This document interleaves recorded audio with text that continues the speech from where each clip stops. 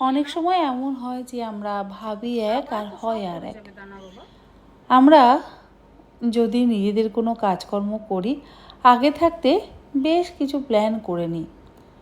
হয় অনেক দিন আগে থাকতে প্ল্যান করি, তা নাহলে আগের দিন রাত্রে প্ল্যান করি। আমিও চেষ্টা করি প্ল্যান করেই কাজকর্ম করতে, কারণ প্ল্যান করে যদি কাজ না করি তাহলে সমস্তটা কাজ ঠিক সময় মতন গুছিয়ে উঠতে পারবো না। দেখেছি আমি যেদিন বেশি প্ল্যান করি তার পরের দিন কিছু উল্টোপাল্টা হবেই হবে। আপনাদের সাথে এমনটা হয় কি না তা আমার জানা নেই, তবে আমার সাথে তো ভীষণ হয়।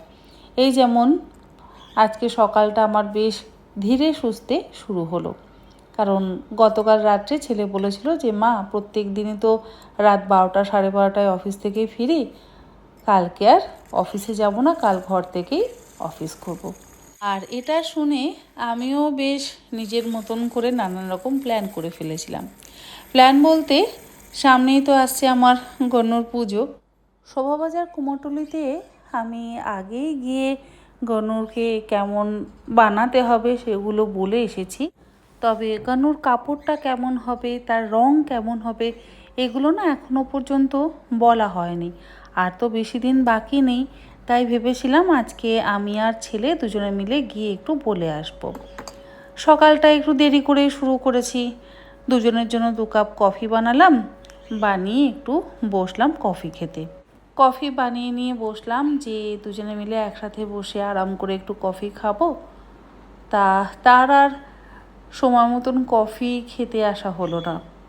অফিস থেকে ফোন এলো, তারপর আমাকে জানালো যে মা, আমাকে অফিস যেতে হবে।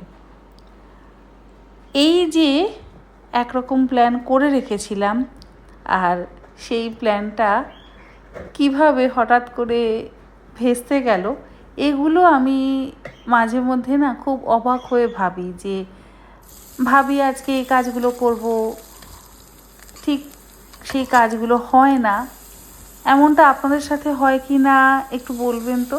আমি জানি না যে আপনাদের সাথেও এমনটা হয় কি না।